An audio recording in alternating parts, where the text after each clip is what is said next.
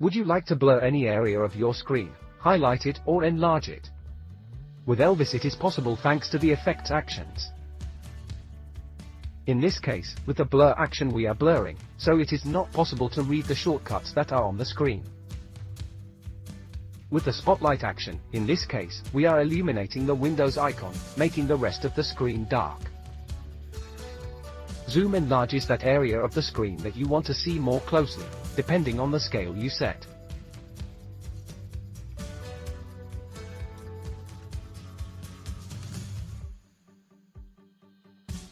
And as you have seen, we have tried different scales. Finally, we find GrayScale. This effect makes your video look grayscale. You can do this and much more with the effects actions you will find in LViS.